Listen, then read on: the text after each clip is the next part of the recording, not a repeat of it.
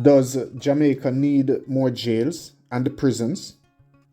Jamaica, like many nations, grapples with a persistently high crime rate, posing a challenge to the safety and well-being of its citizens. In this video, we'll explore the idea of expanding jails and prisons as part of a broader strategy to address this issue. However, it's crucial to emphasize the need for a comprehensive approach that includes rehabilitation, crime prevention, and addressing underlying societal issues. According to the World Prison Brief, Jamaica has a prison population of 3,866 people, with an incarceration rate of 138 per 100,000 inhabitants as of November 2021. The prison system consists of 11 facilities, 7 of which are prisons for adults, 3 are juvenile correctional centers, and 1 is a remand center.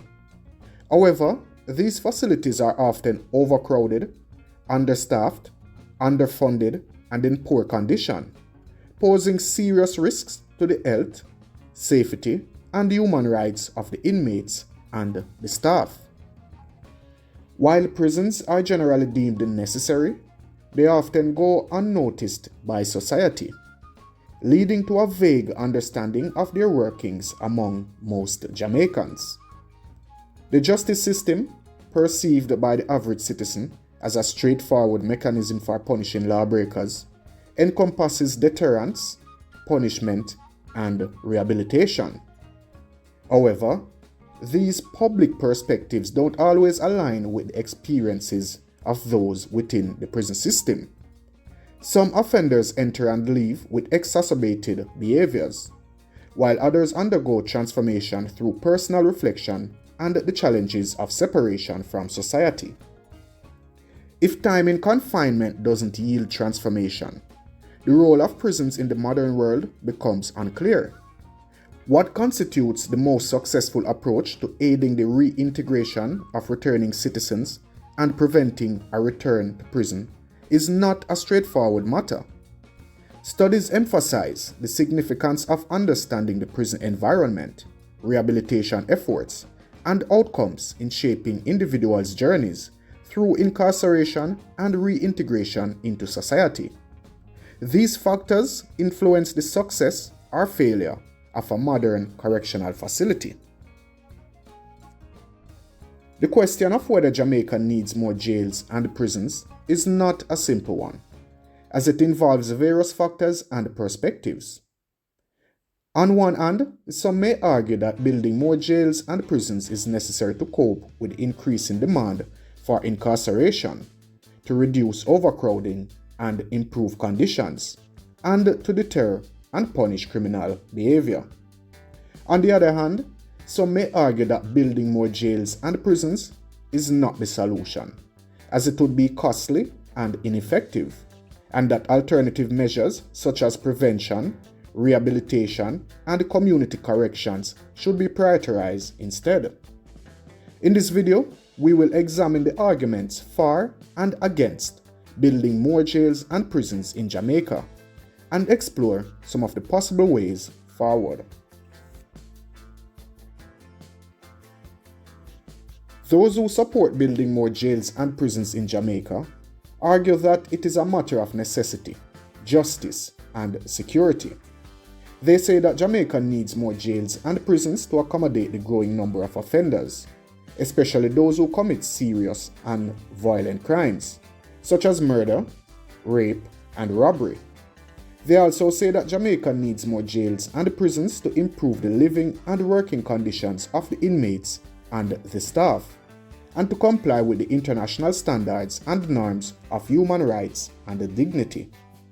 They point out that some of the existing facilities are old, dilapidated, and overcrowded, such as the Tower Street Adult Correctional Center, which was built in 1845 and has a capacity of 850 inmates, but routinely holds more than 1,600 inmates. Some of the arguments for building more jails and prisons are: it would reduce overcrowding and improve conditions, which would benefit the health, safety, and well-being of the inmates and staff, and prevent the spread of diseases such as tuberculosis and HIV/AIDS. It would allow for a better classification and separation of inmates according to their risk level, gender, age, and special needs, which would enhance the security and order of the facilities and prevent violence, abuse, and escape attempts.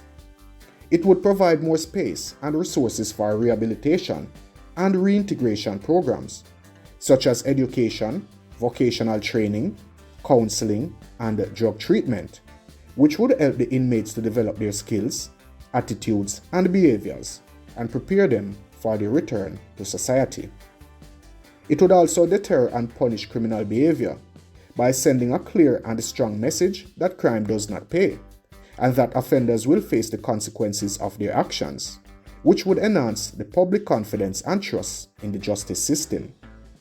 By the way, if you are finding value in this video and want me to cover more thought-provoking topics like this, hit that like button, subscribe to the channel, and don't forget to turn on notifications.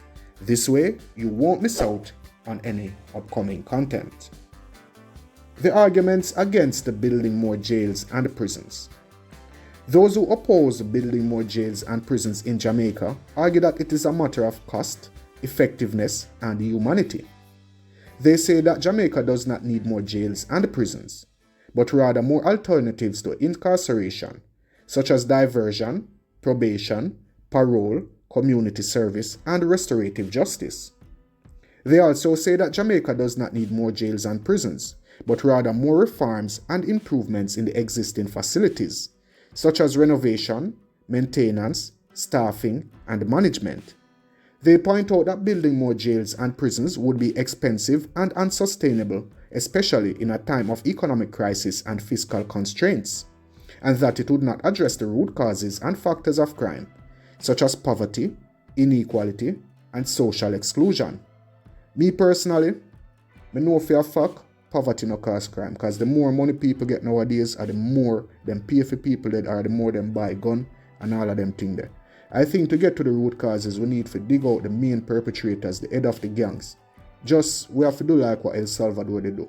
Guys, listen to Sir P, he covers that in detail where me can go. Some of the arguments against building more jails and prisons are: it would increase the cost and burden of the correctional system, which would divert resources and funds from other social and economic sectors, such as education, health, and infrastructure, which are essential for the development and prosperity of the country. It would not reduce crime and recidivism, as studies have shown that incarceration has limited or negative effects on the prevention and rehabilitation of offenders, and that it may even increase the likelihood of reoffending by exposing them to more criminal influences and networks, and by stigmatizing and marginalizing them from society. It would violate the human rights and dignity of the offenders, who are often subjected to harsh and inhumane treatment, such as torture, abuse, and neglect, and who are often denied their basic needs and entitlements, such as food, water, sanitation, health care, and legal representation. It would also undermine the social and moral values of the society by promoting a culture of punishment and retribution, rather than a culture of justice and reconciliation, and by ignoring the needs and interests of the victims, the offenders, and the community. So, what is the way forward? The decision to build more jails and prisons or not is ultimately up to the Jamaican government and the society, who would have to weigh the costs and benefits and the pros and cons of each option. However, the issue is not a binary or mutually exclusive one, as there are other possibilities and solutions that can be explored and implemented, such as reforming and improving the existing jails and prisons by renovating and maintaining the physical structures and facilities, by increasing and training the staff and personnel, by enhancing the security and safety measures, and by implementing the standards and recommendations of the United Nations and other international bodies. Also, expanding and diversifying the alternatives to incarceration by developing and supporting programs and initiatives that can divert, supervise, or assist offenders in the community, such as diversion, probation, parole, community service, and restorative justice, and by ensuring that they are all accessible, affordable, and effective. Also preventing and reducing crime and violence by addressing the social and economic causes and factors that contribute to criminal behavior, such as poverty, inequality, and exclusion, and by providing opportunities and services that can improve the quality of life and well-being of the people, such as education, health, and employment. See, Jamaica is a country that has a lot of potential and promise, but also a lot of challenges and problems. The issue of jails and prisons is one of them, and it requires a comprehensive and holistic approach that involves the government, the justice system, the civil society, and the public, and that balances the needs and interests of the victims, the offenders, and the community. Thank you for watching.